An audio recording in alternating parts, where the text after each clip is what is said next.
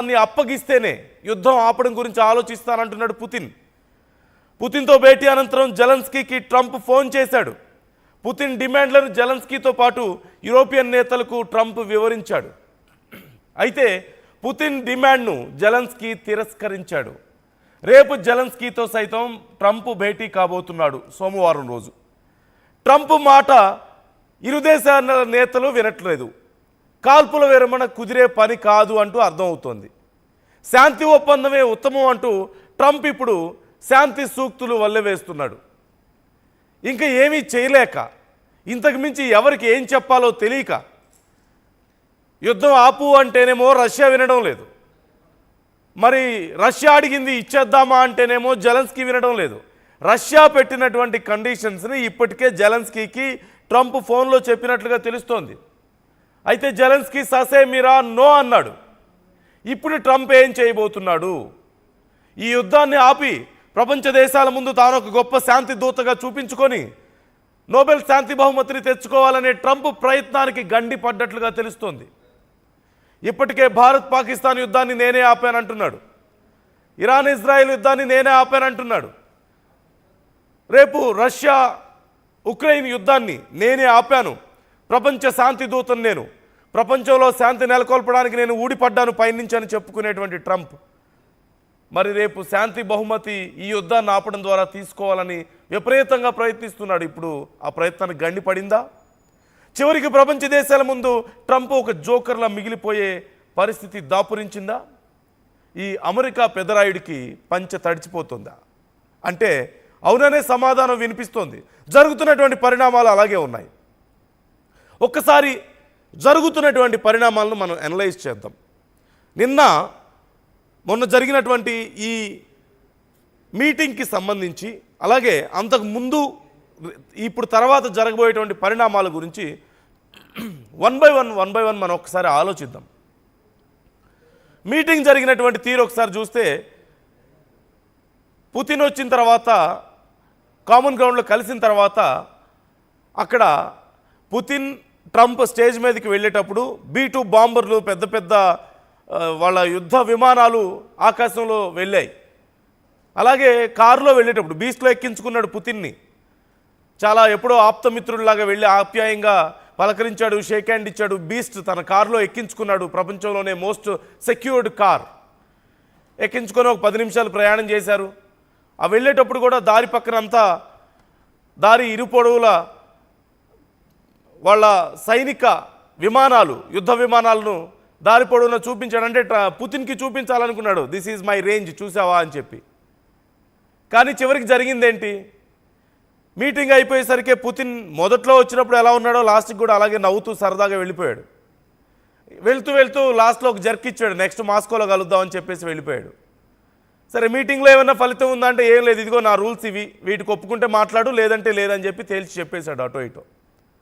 ఇప్పుడు ట్రంప్ పరిస్థితి ఏంటి? పెద్ద ఏదో నా బలం ఇది, నా బలగం ఇది అని చూపించుకోవాలని బిల్డప్ ఇచ్చి చివరికి రష్యా పెట్టినటువంటి రూల్స్ని తాను అర్థం చేసుకోలేక, అక్కడ ఒప్పించలేక నానా అవస్థలు పడుతున్నాడు. ఇప్పుడు మీటింగ్ అయిపోయిన తర్వాత పుతిన్ ఎలాగో నార్మల్గానే వెళ్ళిపోయాడు నవ్వుకుంటూ సరదాగా. అమెరికా మీడియా కూడా తీవ్రంగా ప్రయత్నించింది పుతిన్ మీద దాడి చేయడానికి. మాటలతో దాడి, ప్రశ్నలతో దాడి చేసే ప్రయత్నం చేసింది.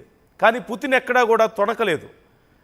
చెప్పేవాటికి ఏదో ఒక సింగిల్ వర్డ్ సమాధానాలు చెప్పారు, మిగతా వాటికి ఆయన లైట్ తీసుకున్నాడు. మీ ఇష్టం, మీరు ఎన్ని అడుక్కున్నా నేనైతే ఇంతే అని చెప్పేసి ఆయన లైట్ తీసుకున్నాడు. లాస్ట్లో వెళ్ళేటప్పటికి ట్రంప్ ముఖం చూడొచ్చు, బేల ముఖం వేసుకొని, రక్తపు చుక్కలేదు ముఖంలో. ఏం చెప్పుకోవాలి ఇప్పుడు? నేను శాంతి చేకూర్చుతాను, శాంతి దూత నేనని చెప్పుకునే ట్రంప్కి చివరికి ఈ మీటింగ్లో ఏం తేలిందంటే ఏమీ తేలలేదు. సరే, మీటింగ్ అయిపోయింది, నీరసంగా అలా బయటకు వచ్చాడు. ఈవినింగ్ వెళ్ళి జెలెన్స్కీకి ఫోన్ చేశాడు.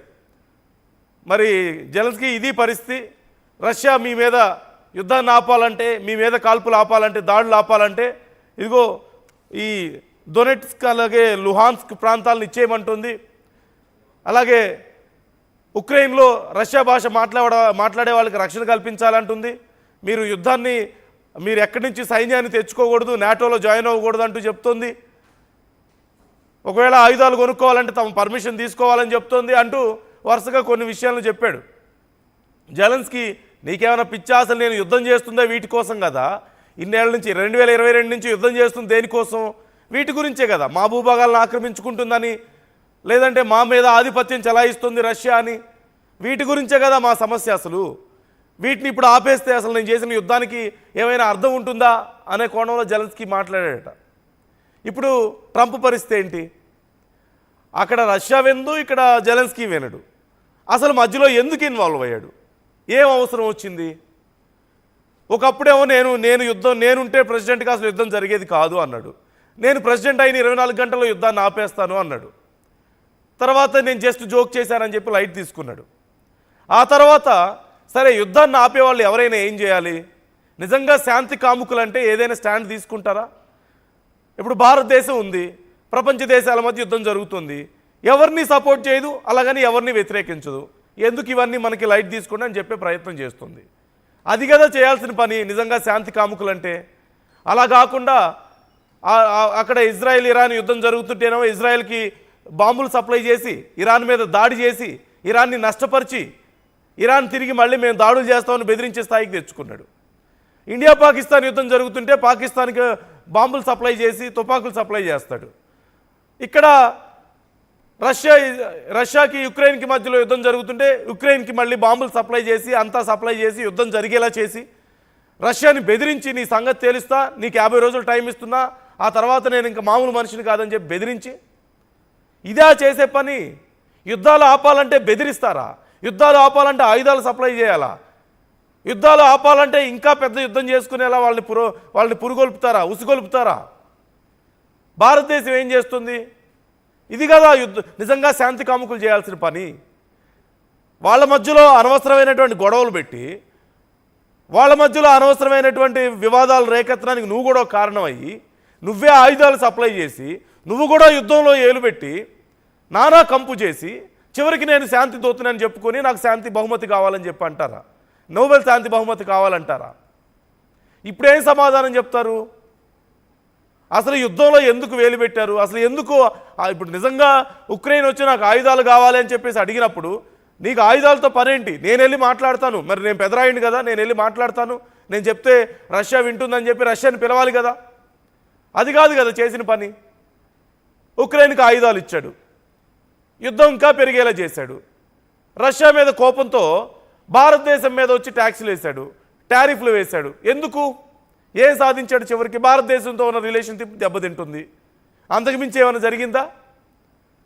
రష్యాకి ఏమైనా నష్టం జరిగిందా? సరే భారతదేశాన్ని మాత్రం ఏమైనా చేయగలిగాడా? మోడీ అంత క్లియర్గా చెప్తున్నాడు, మన శత్రు దేశాలను సపోర్ట్ చేసే వాళ్ళని, ఉగ్రవాద దేశాలకు సపోర్ట్ ఇచ్చే వాళ్ళని, లేదంటే మన రైతుల్ని నష్టపరచాలని చూసే వాళ్ళని మేము ఎంకరేజ్ చేయమని చెప్తున్నారు క్లియర్గా. వీ హ్యావ్ క్లియర్ స్టాండ్ ఈ విషయంలో. సో ఓవరాల్గా ప్రపంచ దేశాల ముందు ఇప్పుడు Trump is going to become a joker. అంతకుమించి ఇంకేమైనా ఉందా?